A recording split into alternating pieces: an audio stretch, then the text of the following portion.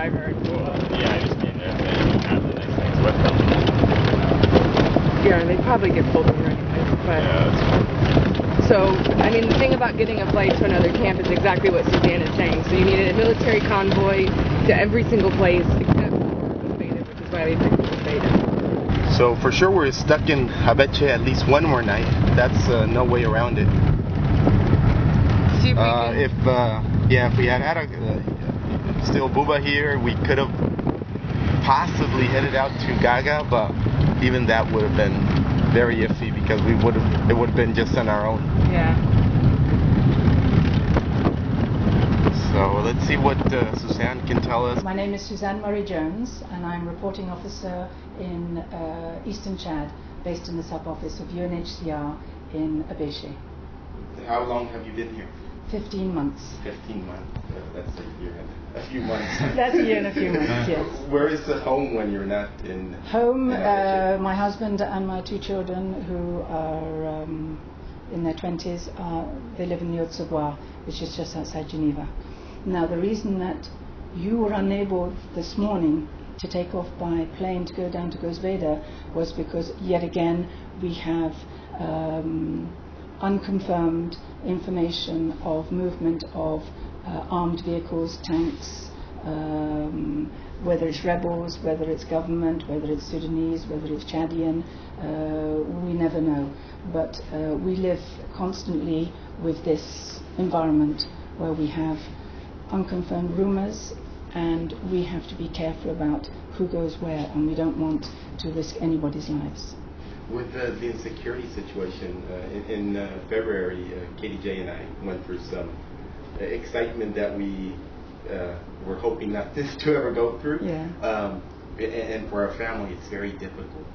For those of you that have to come back or not leave because you're here, this is where you work, how difficult is it for family members to adjust to that type of danger for their family members? I can only speak for myself, but I think possibly my colleagues are similar.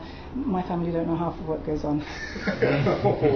There's no point. I have a son of 22, I have a daughter of 25, right, and my husband. There's no reason to put them through anxiety and concern. So I tend to gloss over a lot what happens, which can make it difficult, because if you want to sometimes talk about things, you can't. You have to talk about it with your colleagues.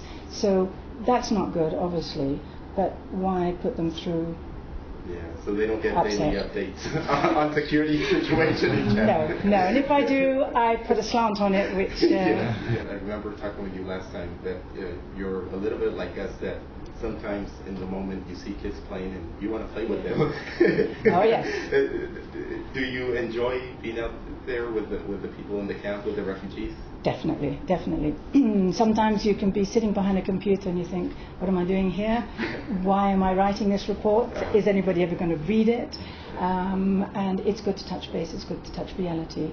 And when you're out there in the field, it's also good to stop and smell the roses, as I say. Yeah. And if I want to stop for 5 minutes and play a game of football with the kids, or to teach them a high five, or just to have a laugh, then I'll do it. There's a feeling that refugees are the scum, and this is a great shame that people can't see that refugees are the same as you or I.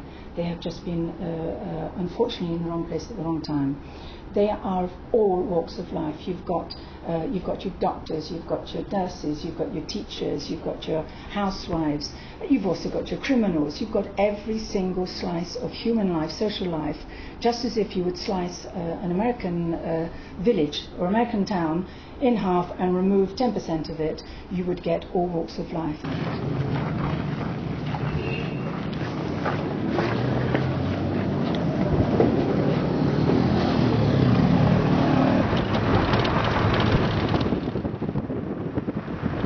This is what we know so far. We're still in Abeche. The main thing being that pretty much the officials from Goz Beida left town, and that's usually a sign that some trouble is coming.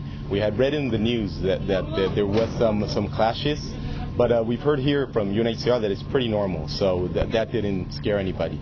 But just lately, a convoy of military personnel from Chad, so Chadian trucks with our men are going towards Goz Beida. So that's a sign that there is some trouble out there. So now we're kind of grateful that we didn't get on the plane yesterday and we're stuck in Abeche. But at least we're not stuck in Goz Beida, where we've been in the middle of trouble and also not able to get to the camp more than likely. One of our big concerns right now is Buba. Our Buba and our driver, they left this morning to meet us because we were ready to get on the plane. It was just a few minutes before we were supposed to leave to go to Goz Beida. We had sent Buba ahead of us to meet us over there. And now there's no way to contact him. There is no cell service in Goz Beida, which also is normal when there's trouble. So by radio, they've informed UNHCR and World Food Program over there, and we're hoping that he gets word and heads back without any trouble. So right now it's going to be wait and see as far as let's see what we hear from UNHCR, if there's any reports on what they recommend, and we're going to stay put until we know exactly what's the best option. So besides the bad news of being stuck and the security situation, we have a sandstorm now. Yeah, we do.